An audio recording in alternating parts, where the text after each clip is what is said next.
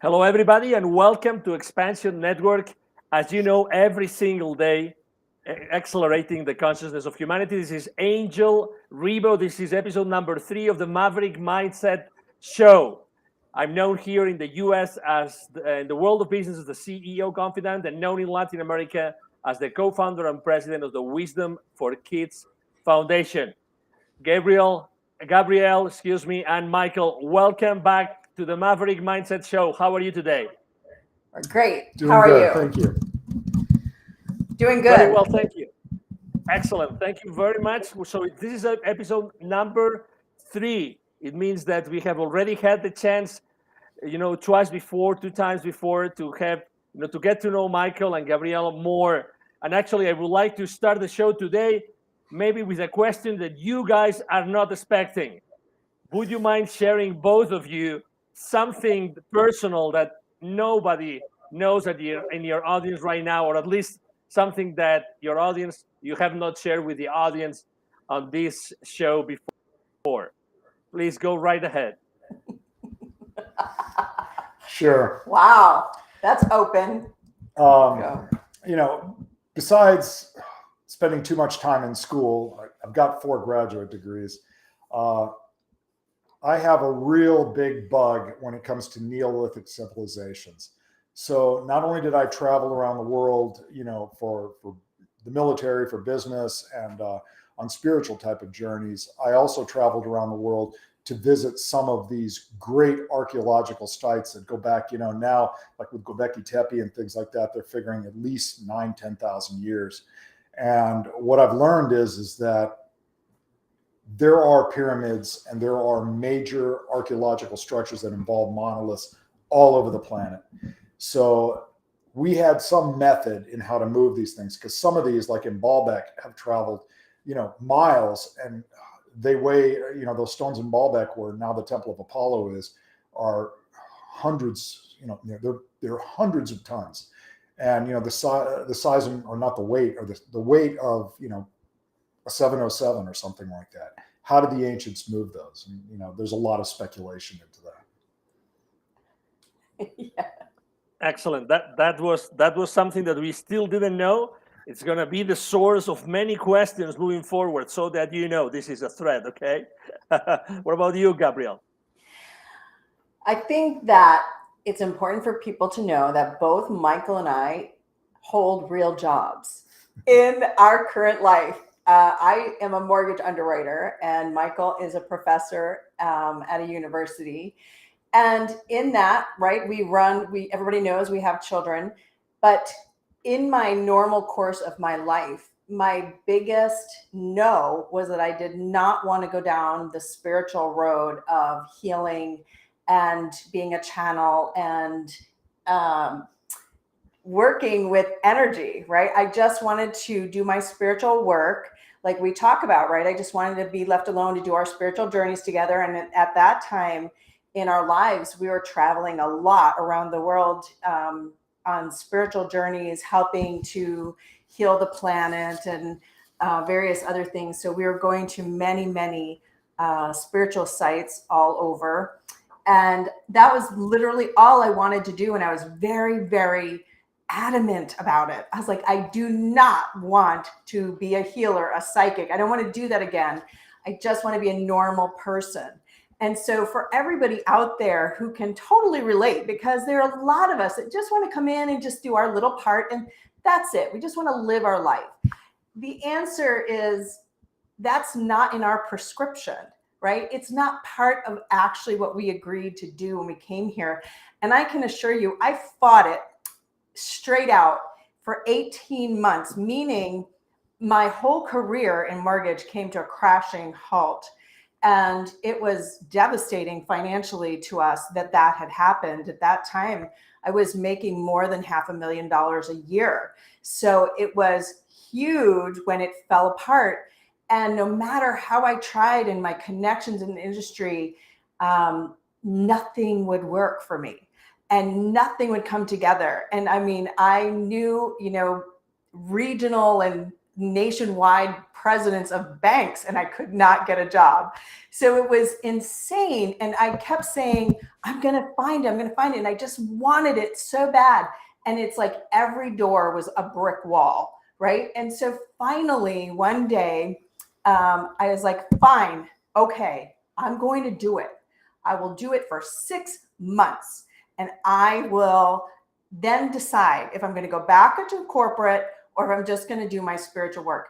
And then when I finally did that and started to take the steps to reopen my own spiritual gifts, reopen my psychic abilities and healing abilities, that is when my life once again went from a total standstill for 18 months, hitting your head against the wall, to actually beginning to work and come together. And so I did that for a while, just working on my own self and the healing work for clients. And then I eventually went back into mortgage and now do both. So there you are. Thank you so much for sharing this. It's funny, probably it's not going to surprise you nor anybody at the audience that it's very common that people that feel that they can do so much more for humanity, sometimes they're hesitant, like to move forward and do it on a continuous basis. And so obviously we all appreciate very much your bravery and for taking that decision and for doing it. And I was just going to show here, I think we've shown it before, but I wanted to make sure that people see it here, the ticker line here. You see that everybody that wants to know more about you, I repeat this a few times during the show while we are the show, but please, if you would like to know more about Gabrielle and Michael, feel free to go to GabrielleSpencer.com, and definitely you will see much more of what we share every single week on our show. As you have realized probably today, we are a little bit early, for some constraints that we had to face. We had to do it a little bit early. But obviously, for those of you that come every single Wednesday at 8 p.m. Eastern Standard Time, US, you will see the Maverick Mindset Show. This is episode number 3. And today we're going to talk about rising above mass consciousness to create peace and prosperity. Isn't it funny that you started to talk about, prosperity? You started to talk about, a large amount of money that probably would provide for you, for your family, to have a pretty decent, comfortable life, and then 18 months of drought, if I may use this term. So how do you? So now talking about let's go to prosperity right now, and how can we? How obviously you had both of you that question at that time, right? How are we going to go back to that path of prosperity where we were before? How would you say? How could we help the audience to rise above mass consciousness to create that prosperity that is so much needed today? I'm going to start with this. As you were talking, it reminded me of something that I was told early in my career to reopen my gifts and abilities. And it was, whatever you resist persists. This is a very easy statement, but it's so true.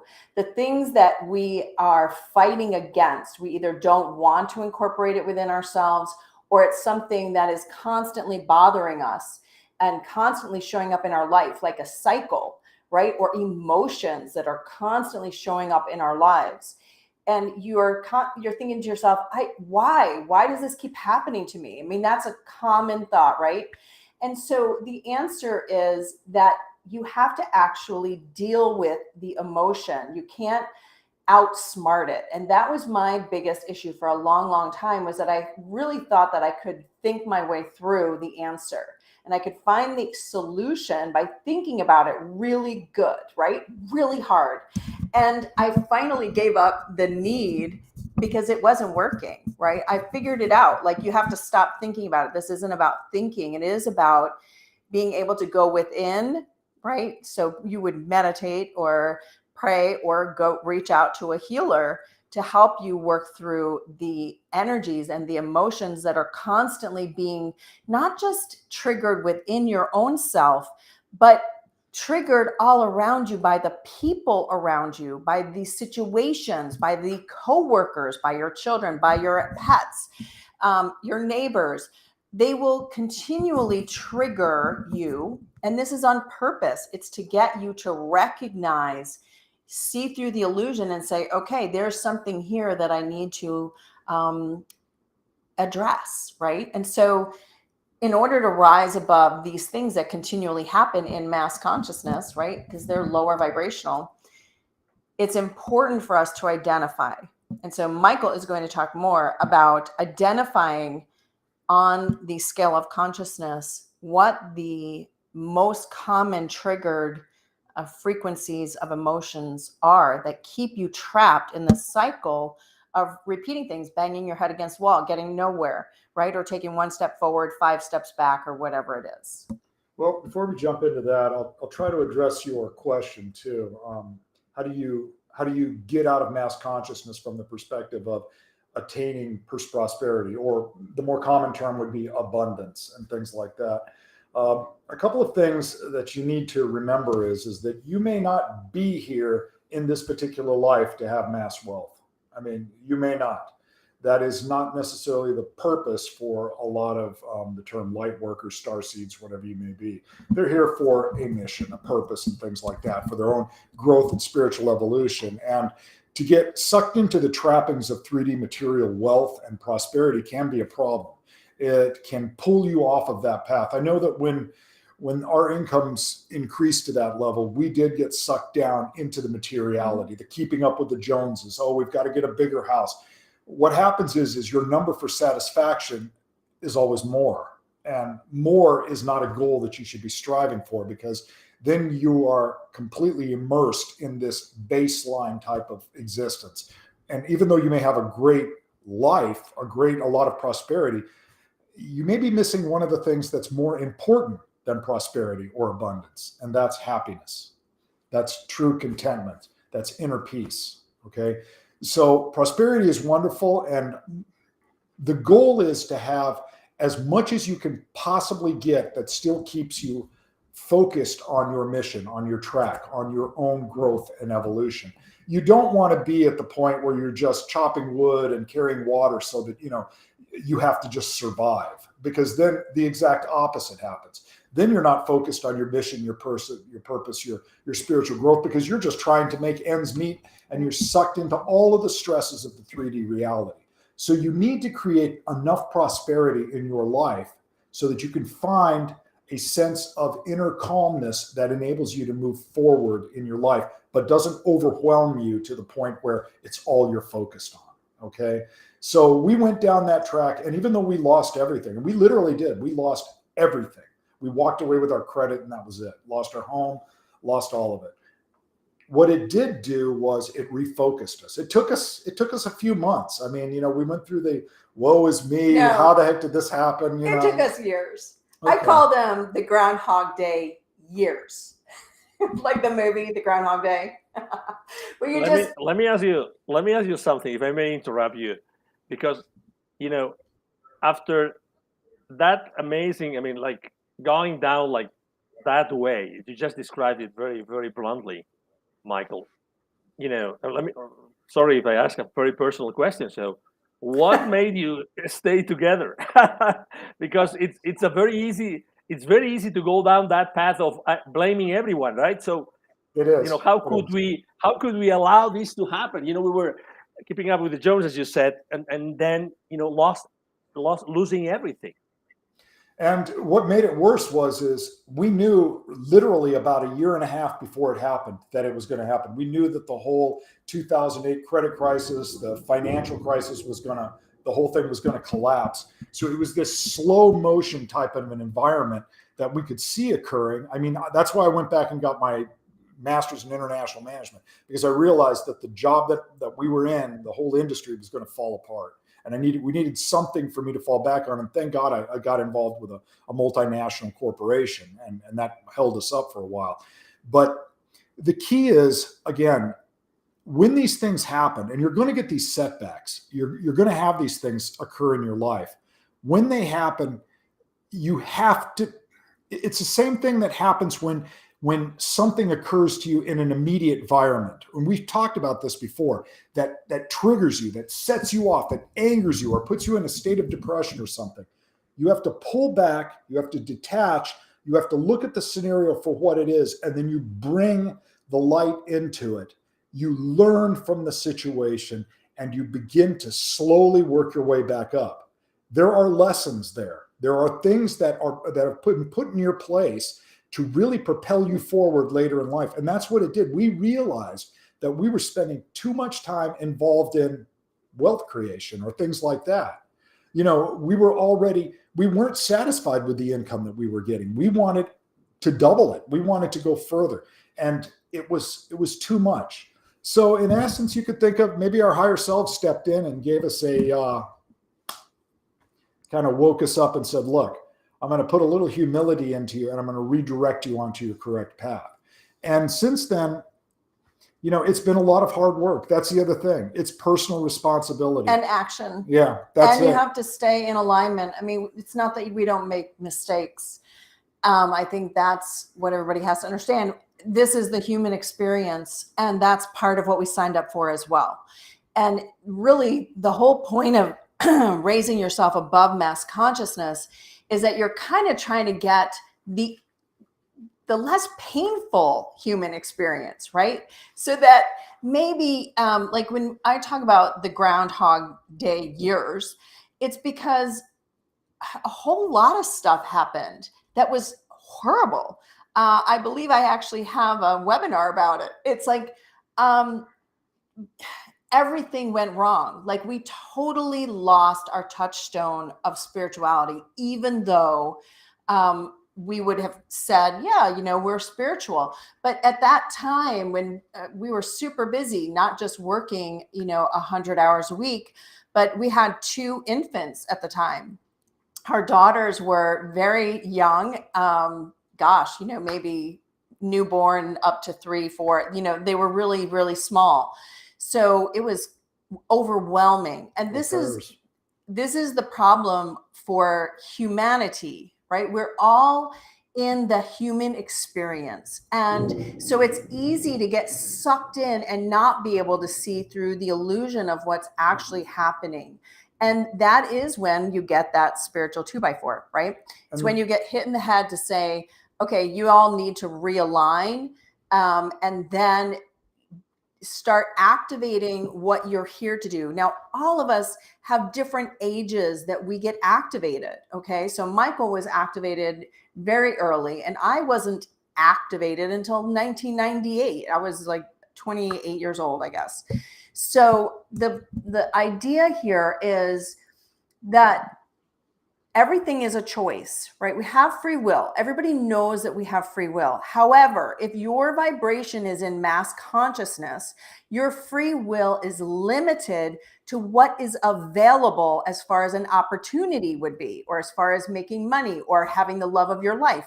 It's going to be whatever's available in the bandwidth. So if your energy field, you know, not just your aura, but your whole energy field is resonating mostly what I like to call the baseline frequency. So if your baseline frequency is around 100, you know, you're going to be at a basic fear frequency. It doesn't mean that everything is fear. Obviously, it doesn't hit everything, but it's that's what you're attracting, experiences that will trigger that emotion. And that's because that's the bandwidth you're in. And it doesn't mean 100 only, right? We all are fluctuating. There's no straight line. So the point of this is, as you raise your frequency, the idea is that then you're not being hit. And when you can see as well, it's so interesting. I used to say to people, okay, imagine your higher self, which is you, is an airplane, and it's 30,000 feet above your life. It can see the valleys, the ditches, right? The landfills or the landmines. It can see the areas that you go around.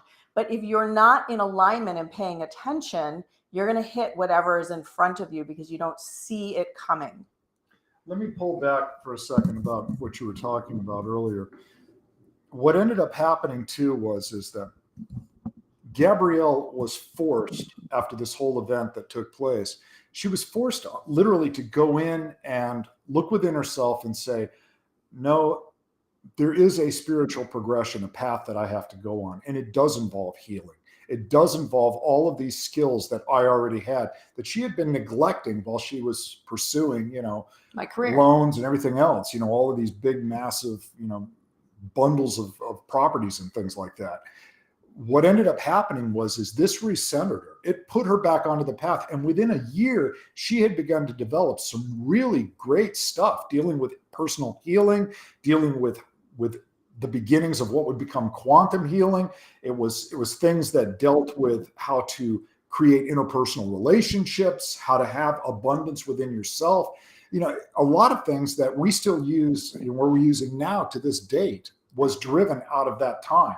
For me, it put me back into going back on journeys, only this time I began to co-lead journeys. I began to become a major helper for other people on their journeys. And, I got a bit of a reputation for that. And people would ask me to come and help them on their journeys to, run the things in some cases. So, they would still be in charge, but I would do the logistics and handle, the activations and all of these other type of things. But what this did is it was a great gift to me, because it put me back into a perspective of what, spiritual leadership would eventually grow to be. So if that hadn't have happened, there's a good chance that even to this date, we may still have floundered and not found our way back.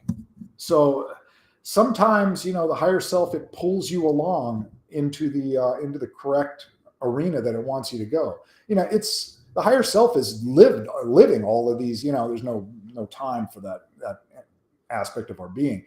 It's living it all. It knows what it wants to experience. Okay, I want to answer two things. First, I want to answer Maria. She's asking if. Yeah, hold on a second. Hold on a second. No worries. I'll ask the question a little bit later, but I would still like to elaborate. Yeah, I saw her question here, but I would like to elaborate a little bit more on, because it's very common that, not only like you go downhill and, suddenly all this empire or all this, prosperity or abundance disappears, but also it's very common that puts a lot of strength in personal relationships. And I think that people also relate to that a lot. And also the fact that sometimes not both members of the same couple, are like experiencing, actually, you both mentioned that maybe one started to align spiritually, earlier than the other. Did you have yourselves, conflicts among yourselves as a couple, as a spiritual couple, as someone that had a project in common? Of course not. I'm lucky I'm still alive. That's a joke, Angel. Of course. I mean, in our marriage, we have been married for 22 years and together 24. So we've been together a long time. And I don't think the human experience is, pie in the sky. That's not how it's designed. It's designed to help us continue to evolve. And so our relationship at that time, at that particular juncture or disaster, we were going through a very difficult time in our marriage. We both were floundering, not just in financial, but we were lost. Like, what do we do? And that was a really big thing. People, I think, are asking this all the time. Well, what do we do? Like, you can even see stuff happening and you're like, well, what do I do? I don't know what to do. And then you almost don't do anything. So during that time, I mean, we were not at the point of like, okay, we're throwing in the towel, but we were not happy. No. And we fought a lot, and there were a lot of things going on so many levels. So Michael had his own struggles. At that time, he was playing WoW, which was a video game super popular back then. And that's where he escaped. And so I also had cancer. That was a little bit more of an issue. We didn't get to all of it.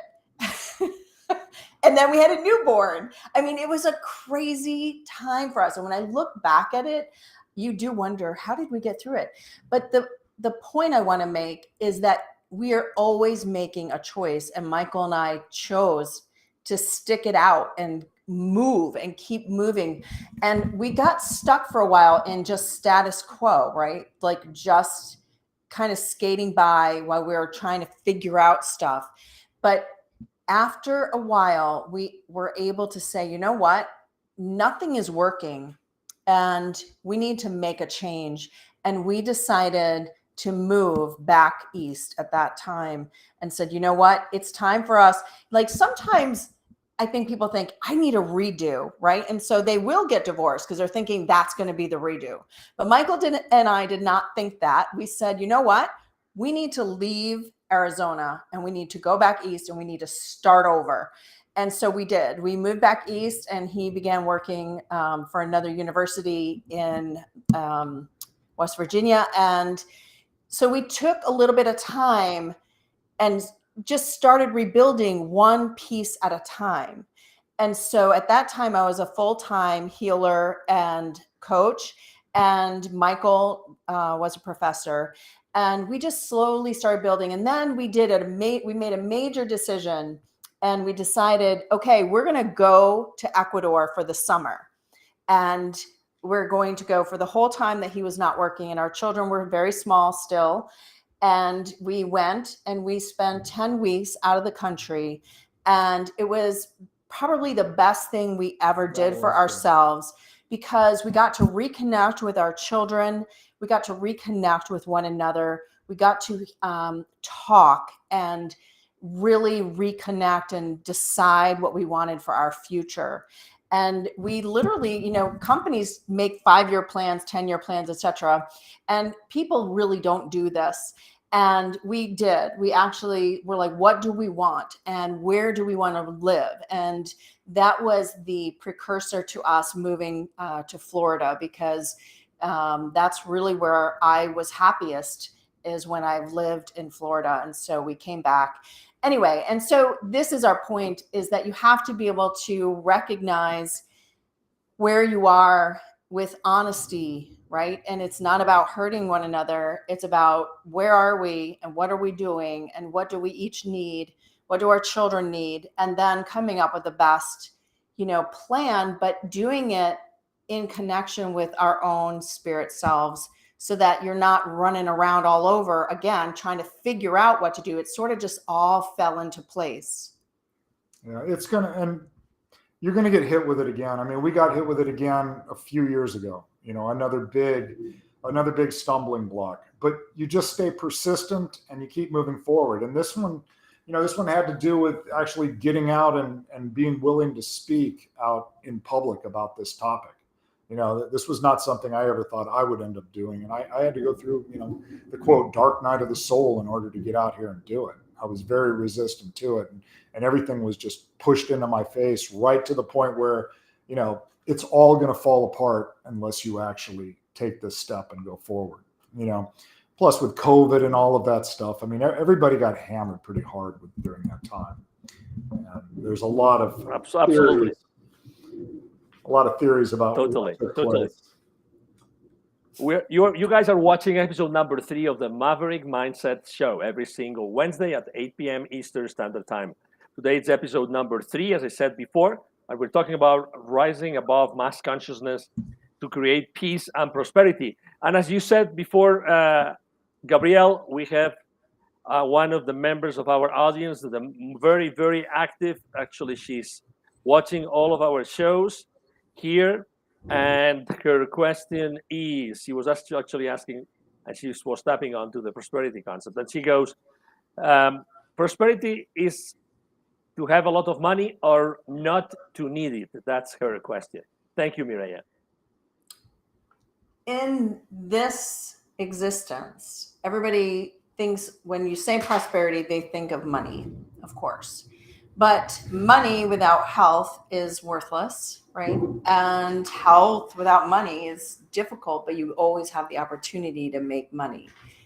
So prosperity for everybody is really about balance, a balance of everything. So you have a balance of health, and you have a balance of time for self and inner prosperity. where you feel abundant, where you feel happy, where you feel connected.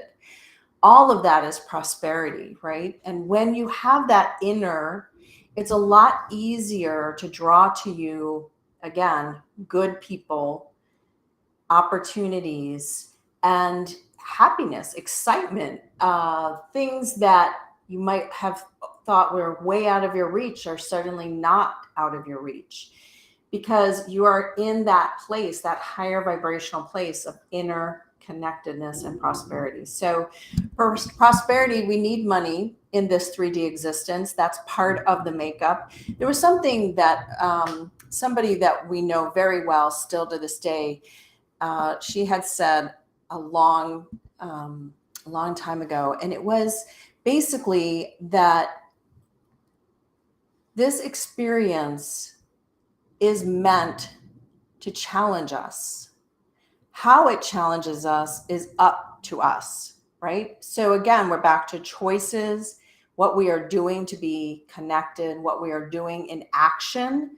And that's what I see a lot of issues with for people is they're working on things, but they work on them half-heartedly, or they take on too much when they're like, well, I'm going to really begin working on myself. And then it becomes, overwhelming. And then it's something that just gets put aside because it's too much. So balance is hard for us as humans. We tend to overdo it or underdo it. We have a really hard time, being in the middle and making sure that everything in our life we talk about food and, making food. And recently we had a channeling done for our dear sweet dog. And she said, yeah, we're having a hurricane out here. There's a huge thunderstorm happening. Oh, right now? Yes. As we speak? Our pine trees are about bent at 45 degrees. Yeah, it's raining really hard outside, and Florida famed for fabulous thunderstorms. So it sounds like God bowling, doesn't it? We've had some squalls that were more powerful than some of the hurricanes that we've had come through. The beauty of it is they only last about 10, 15 minutes. But this one looks like it's going to last a little longer. Anyway, so the good news is we all have the opportunity for prosperity. And it's in every area of your life you want it. You don't want it in just one area, because then it's not balanced and it won't stay. And that's really our story, right? The story we've shared tonight is, yes, we had money, we had each other, we had a great life and 2 beautiful children, but we were out of step with what our higher self really wanted for us. And once we realized that, we slowly were able to bring ourselves back. And that's really the point. And no matter what has happened to us throughout, because like everybody, you go through things that are hard. Health, like Michael said, he had cancer. He's had other issues because of his service in the Navy. So those things have been something that we've had to deal with, but we do it more consciously, and we try to keep it balanced so we don't get hit with cancer. You kind of take care of things as they come up instead of putting them off. And that's the same in every area of your life. You must be aware, awake, and then willing to listen and take action, because most of the problems are that you knew it all the time. Like, we knew where we were out of balance, but we were unable to do anything about it at the time. We didn't want to, we were too busy, blah, blah, blah, blah, right? Life reasons got in the way. And then, we were kind of forced. And, whatever's happened to us, it's pretty much always the same thing. It's like, oops, we got off there a little bit. Well, even in relation to that question, prosperity is having a lot of money or not needing to have it and still being happy. That applies beyond prosperity. I mean, that's one of the functions of, somebody that is in higher consciousness as well. You are going to be satisfied with whatever you end up having. That's one of the key things. Be grateful for everything that you have. At the same time, focus on improving the conditions so that you're in a better position where you can help others, or you're in a better position where your life is not so stressful that you are just in survival mode, that you are forced to be in this lower mass consciousness. because there are forces that want to keep you in mass consciousness. And we do need to talk about a little bit more. We went into it a little bit in the last meeting, where we talked about victimhood, shame, guilt, depression, and apathy. And I was hoping maybe we could talk about the other stages of it as well, and then go into the baseline where we really need to be. Would that be okay, Angel? Oh, absolutely. Please go ahead. Okay. So remember in our last meeting, we talked about victimhood being the very, very base of consciousness. I mean, if you're in victimhood, you are literally not moving forward. Your goal, if you're in victimhood, is, first of all, never listen to somebody telling you that it's okay to be a victim. That is carte blanche. That is a form of control, bar none. Your job is to get out of that victimhood, however long it takes you to do it, whatever you need to do. Shame and guilt are right there. There's too much shame and guilt in society right now. There's huge elements of society that are using those lower consciousness frequencies to really hold people back. And once again, this is about control. If you feel guilty about something, you need to do the inner work.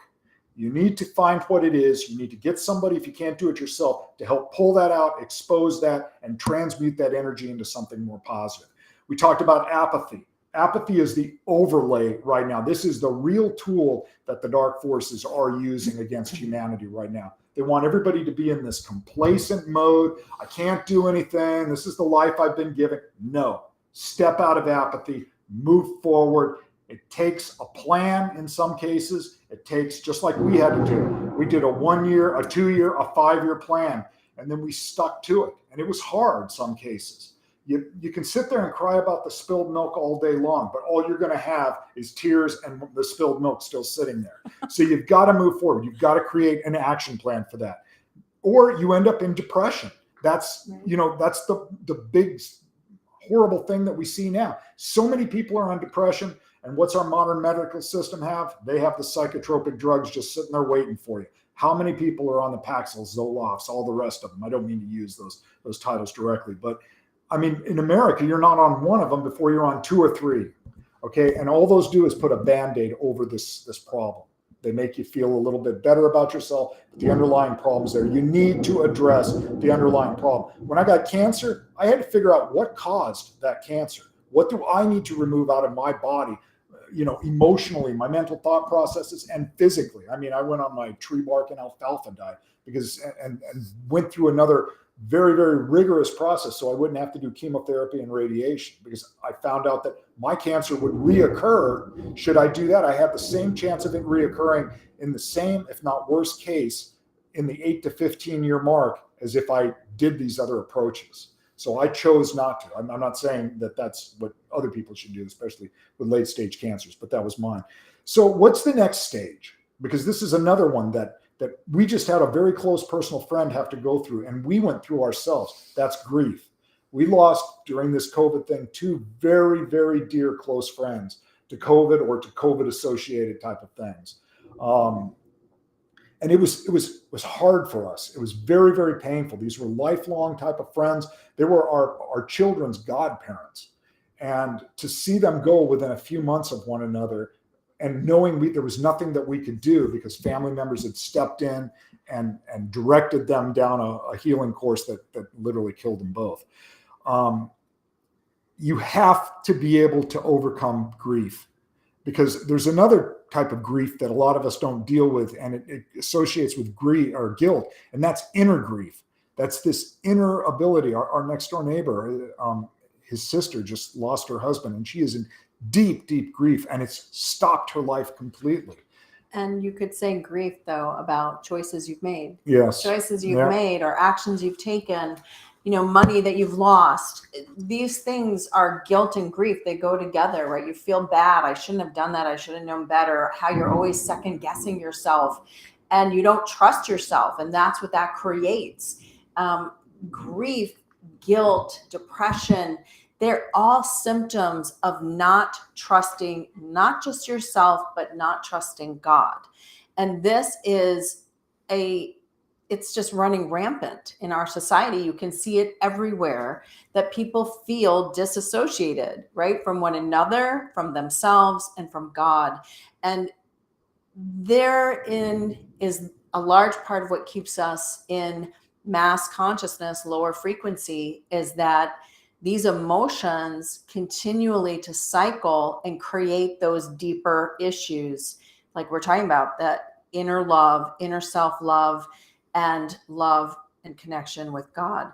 So you can see why you would want to do the work to create those connections, so that you're not recycling into those very low frequencies, creating more and more problems, because that's what happens. Like, just like ignoring health problems, it doesn't get better, right? It just gets worse, and it creates other problems. And it's the same when you are cycling in mass consciousness. Yeah, and dark force, dark entities will, just like Gabrielle said, they will use a number of different things, grief and guilt, to then get you so frustrated you either go into depression or you go into anger. In anger, you go into blame.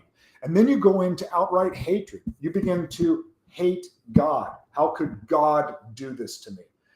It's, folks, most of our lives are pre-written prior to coming in here.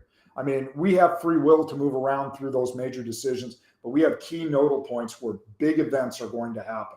You can push them off for maybe a year, and in some cases you can maybe remove one or two, but those things, you design the life with your guides, if you want to think of it that way. You're not going to escape it. And the higher self wants these experiences, you know, and it doesn't just want it in you, it wants it in all of the myriad dimensionalities of you that are existing as well. It will try out and seek the flavor out of how that will feel for all of it, because it's growing, it's evolving, it's you in your totality as it is experiencing everything, this grand game and all of its components. So when you think of that, let's jump into the big one. I mean, this is the one that everybody's aware of, you know, fear. Everybody, you know, they say there's like two emotions, baseline emotions that are out there, fear and love. Well, fear is just one of the elements of these lower mass consciousness frequencies. But fear is the one that the dark always is a fallback. Now probably apathy is more so, but fear has always been the one. When you're in, think of what you feel like when you're in fear. When you're in real fear, are you in a higher state of consciousness? Are you coming up with great ideas? Do you feel good about yourselves? Are you able to solve great problems? Any challenge comes up to you, you feel like you're insurmountable? No, you feel like that when you're in love, when you're in joy. That's when you feel like you can. When you're in fear, you're in a flight or fight syndrome. And sometimes you're just fighting against yourself, or you're fighting against all of the elements that are part of your life, your environment, that make up how your existence is. So who do you think wants you to be in fear? Those who want to control you, okay? Dark elements of reality have used fear throughout all of human history and will continue to do it on whatever other worlds they can get their mitts in, I guess. But you must overcome fear. And again, how do we overcome these lower? A lot of it has to do with the mindfulness of the situation itself. Let me it's interrupt you a really little easy bit to be overcome. before you go down. Sure. Before you go down that route, there's something that actually intrigues me a lot, because you both have had a pretty like international career myself, and I have had to go and travel a lot of places. And you would say, how does that relate to what you're talking about, and then fear and rising above mass consciousness?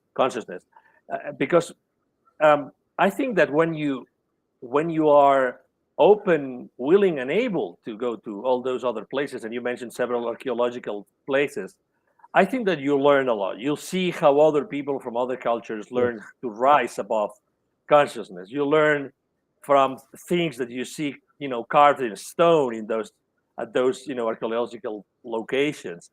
So, and I would like to share that with the audience, because I think that bringing this additional viewpoint of how different cultures see rising above mass consciousness differently can add actually some hints on how to deal with what you were describing. Could you elaborate a little bit more how you both think that this being exposed to so many cultures has changed the way you see how to rise above mass consciousness? Well, one of the things too, in addition to looking at the Neolithic and all of the, big cultural places and stuff like that, what I would recommend you do is, and I did this normally anyway, because my background was intelligence in addition to special operations. In special operations, we all have certain fields, and intel was mine. I asked a lot of questions. I would recommend, if you travel and you go into these places, don't just go and see all of the sites. Talk to the people and ask them open-ended questions. Then listen. Listen to I would ride on the local buses, the local trains. I'd stay in local hotels. I can't do that so much with Gabrielle, but but we did do it for a period of time. I was a trooper. Yeah, Come on, you were. Be fair. But I would be on the train, and I would just sit down and I would spark up a conversation. And sometimes I could barely speak this.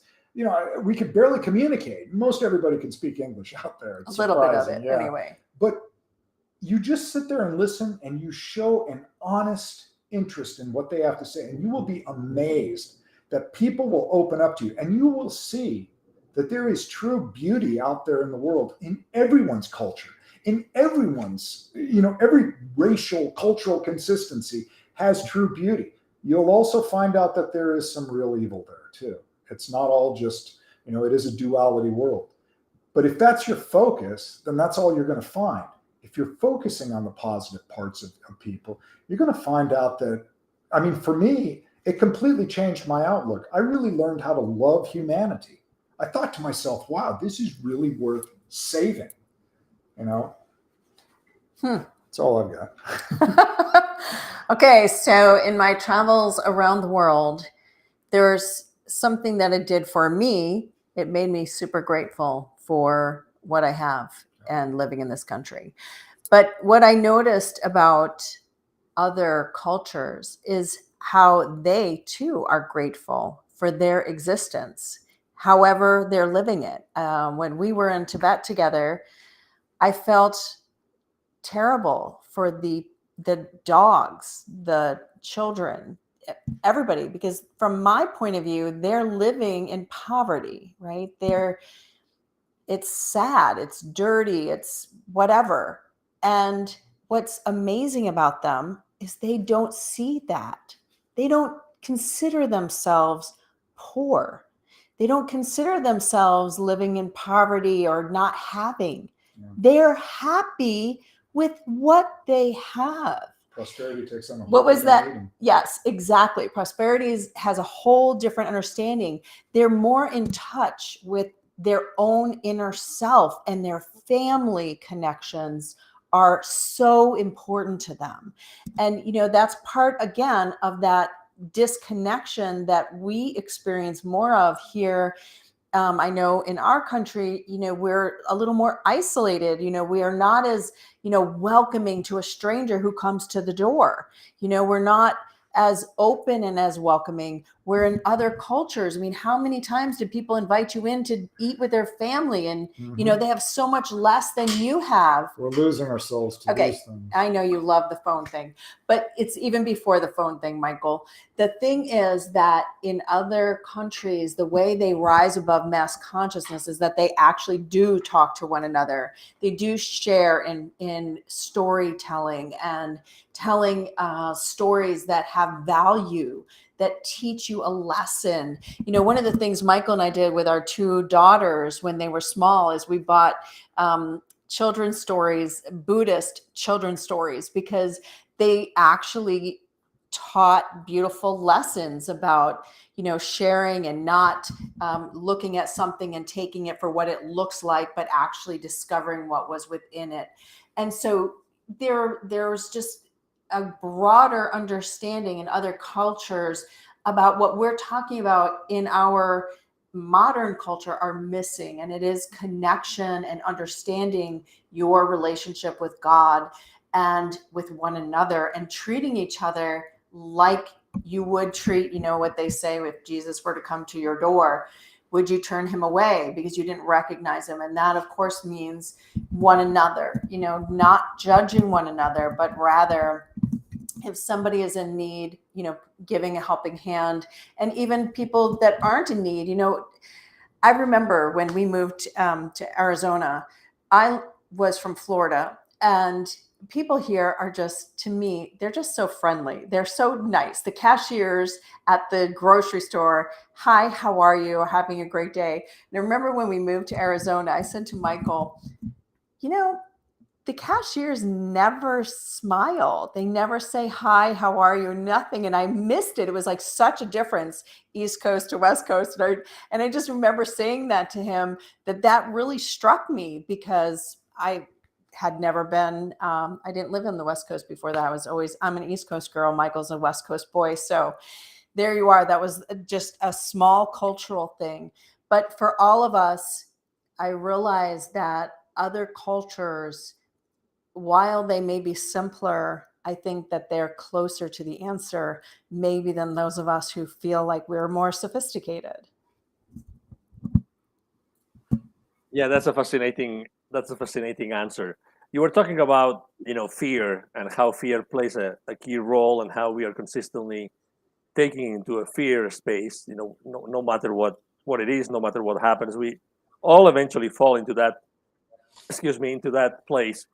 As I was listening to the storm that was close to where you live, and I was listening to the to the thunder, I was also wondering myself if all those other cultures and places that you have visited also are much more connected to nature, and maybe they can find easily other answers to those questions that you guys were just wondering, right? So how to rise above consciousness. So not only prosperity and abundance, the concept itself it varies, from one culture to another, but also the relationship to the environment. How do you see that yourself? Well, when you look at the world, 20% of the world doesn't even have access to electricity, good plumbing and things like that. Another 20% doesn't have access to reliable electricity. And, in America, we take that for granted. We can't imagine, when we have a hurricane or something out here and people lose power for a week or two, they completely freak out, and justifiably so. It's hot here, and it can be pretty hard on people, especially elderly. But these other parts of the world, when COVID hit, we were so immersed in fear and everything else. There's entire regions of the world hardly even knew COVID was taking place. It wasn't even hitting many of those places, so you have to put fear itself into a relative perspective. You have to ask, why is fear so powerful for the forces of opposition? How is it that they're able to, because what fear does is it puts us back into the most basic kind of, like I said earlier, animalistic component of our reactions. It's flight or fight. I have to either react to something, and then what happens? I go into anger, I go into all sorts of other things. Or fear now in the developing world, or the developed world, is about lack for whatever reason. I'm fearful that I'm not going to have enough. I won't have that prosperity. I won't have all of that. And what's the next frequency in mass consciousness just above fear? It's the desire body. This is what the Buddha taught everybody. The keys to suffering was our continuous desire for more and more materiality. Okay? So desire is a very tricky element. If you are desiring more prosperity, if you are desiring more abundance, then you're locked into this lower form of consciousness. You should seek more prosperity, but not be tied up into that lower consciousness component. And remember, it's not just the emotions. That's the outward display. It's what's seated in your subconscious that becomes the big triggering elements for those emotions. I went through something like that just over the last few days. This same thing that deals with my own personal senses of self-worth and where I want to be in my life, associated with guilt and a sense of grief. So we're all going through it. And me, myself, I have to go into mindfulness. I have to pull out, observe what's happening, see the energetics, look for some dark element coming in to try to influence me, remove that component, and then seek out better positions, better solutions for what I want to do. Reject these ideas. let me ask you a final. Excuse me. Let me ask you a final question because it's a controversial question. When you were talking about, I mean, it's so related to fear. It's so related about the process that we're just describing, Michael, which is about the fight or flight, right? So we have been told for so long that there's three different brains, right? The reptilian, blah blah blah. But what if that was just a construct to make us like really believe that we have to do that we have like an old, animal, way of reacting? What if even what Darwin was teaching was real or not? You know what I mean? So how far does this construct or matrix go as to believe that we have to do things in a certain way? Sorry to be so provocative. No, it's okay. With this last question. I'll tell you what, let me answer it in 2 sentences. Then I'm going to give this one over to Gabrielle because she really, really knows about this. Fear was put into place, for us as hunter-gatherers for periods of time. You have to think about it. Fear is a useful tool. It tells you, hey, that's a saber-toothed tiger. You better be a little bit aware that creature is going to tear you apart. You either better prepare yourself to fight and adrenaline up and get around the bend, or get the heck out of there. Okay. But we are evolving out of that state. So there are elements that want to keep us into that state because, again, you're easily controlled in fear. You're not seeking. When you're in fear, you're not seeking higher consciousness. That's the bottom line. All right. So based on that, our minds, we come in with our minds in charge. And part of your mind, of course, is the subconscious, your conscious, and then the uber conscious, right? What is it called? Superconscious. Thank you. Superconscious. All right. But your mind is in control. Its job is to keep you alive. And therefore, it is, constantly seeking, right? You're constantly on alert for what may plummet you or, keep you, might hurt you or keep you from surviving. And so your subconscious feeds your mind. And this is the program and how it runs. And so it literally is meant and is programmed to keep you in these lower frequencies because, again, it keeps you controlled. It keeps you surviving. So you're not going to die. That's really the job. In order to overcome it, you have to bring your heart and your spirit self into a higher vibration so that then your mind and your ego, which is connected to the mind. This is why, Mike, we haven't gotten to ego in mass consciousness, but that is after anger, right? And so you have ego. Well, ego and the mind go together. So when people say, there was a long time in the spiritual movement where people talk about you have to kill the ego. And I used to laugh to myself, you can't kill any aspect of yourself. What you need to do is bring it into balance because it's part of you and it's part of our experience. It's part of how we operate. So yes, you are human.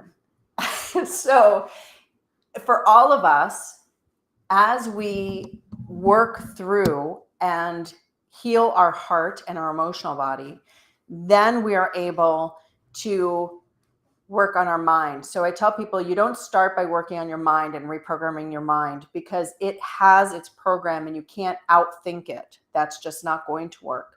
But when you heal your heart and your emotional body, you're then able to bring your mind into balance because a lot of what your subconscious holds on to is memory. Memory is made by trauma and emotions, right? So you remember, you have good memories and then you have bad memories.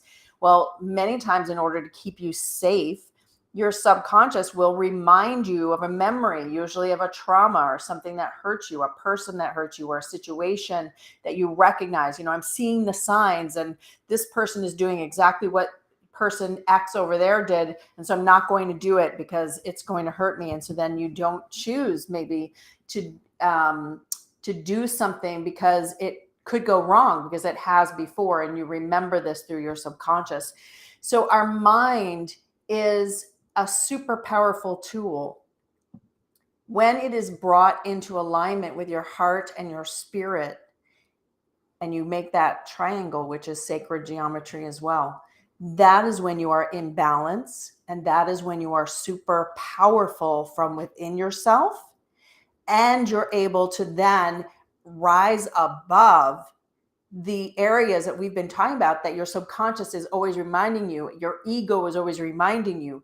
Those are the elements used that keep you in mass consciousness. Yeah, I mean, the end goal for this Excellent. is that you raise your